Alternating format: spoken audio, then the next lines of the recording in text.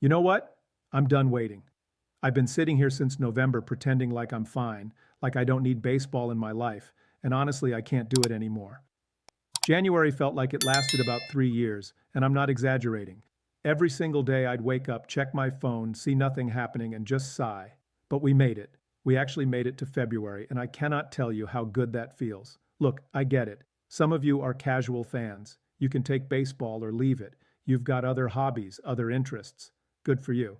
But for the rest of us, for those of us who genuinely need this game in our lives, January is brutal. It's a wasteland. Sure, we had some free agent signings, some trades, the Hall of Fame announcements, which were great, don't get me wrong, but it's not the same as actual baseball. It's not the same as seeing guys on the field in uniform doing what they do best.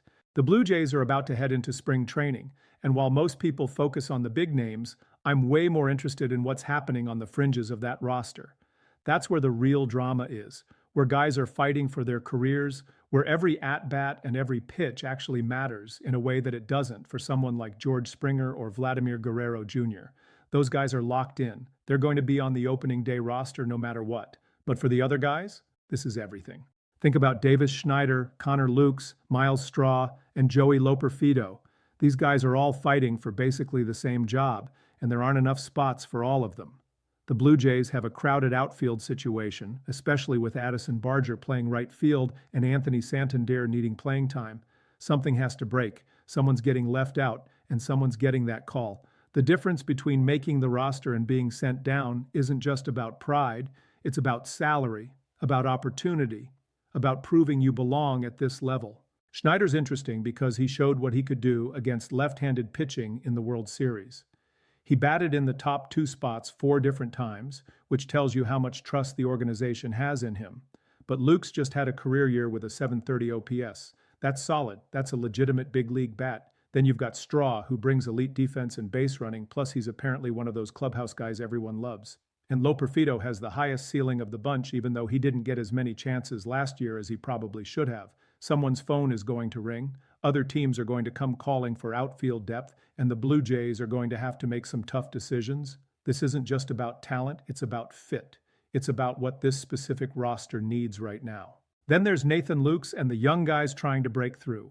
Every spring training has that one prospect who captures everyone's imagination. Last year it was Alan Roden who forced his way onto the opening day roster. This year all eyes should be on Max Schreck. He's the Blue Jays' number 10 prospect, and he put together a really nice season last year, hitting .249 with 18 homers and an .854 OPS. He finished in AAA, which means he's right there, knocking on the door. Here's the thing about Schreck, he's 25 now. That's getting a bit old for a prospect. He's not some teenage phenom anymore, but Toronto desperately needs a young outfielder to step up and simplify this whole mess of a depth chart. If Schreck can hit from the left side with any kind of consistency, he's got a real shot. He could fill a role similar to Luke's, but with more upside. The organization is going to give him every opportunity to show what he's got. Let's talk about Leo Jiménez for a second. Is he the Blue Jays' best infield option outside the starters? Maybe, maybe not. But here's what makes his situation fascinating.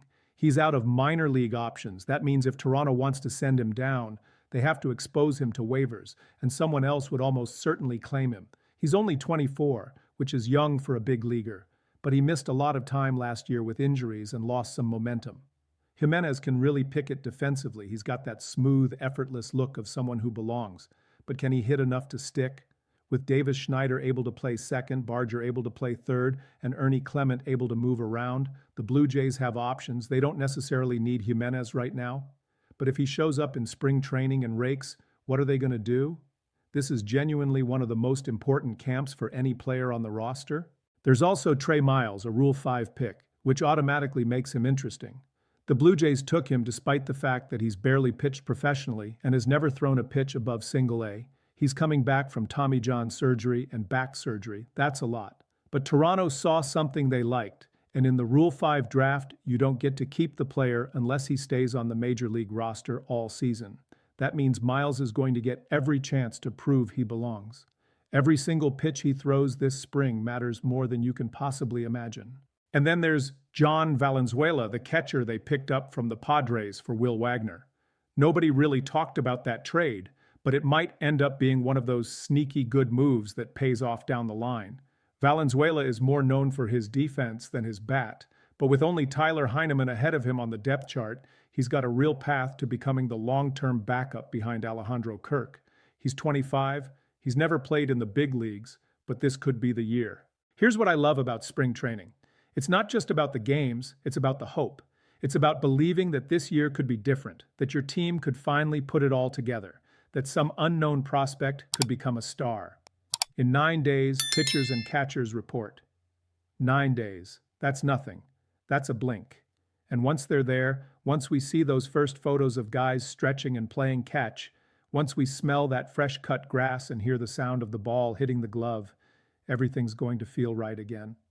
We've been stuck in this winter wasteland since November, watching the calendar turn over month after month, pretending we're fine, pretending we don't need this, but we do. We need this. We need the routine, the rhythm, the daily storylines. We need something to look forward to every single day, and in less than 2 weeks, we're going to have it. February is the shortest month of the year, which is both a blessing and a curse. It means we don't have to wait as long, but it also means time's going to fly. Before you know it, we'll be talking about opening day rosters and regular season predictions. But first, we get spring training, where careers are made and lost, where guys like Jiménez and Schreck and Miles get to prove they belong. This is why we love baseball. Not just the games, not just the stars, but the stories. The journey, the guys fighting for their lives every single day. Spring training is almost here, and I genuinely cannot wait.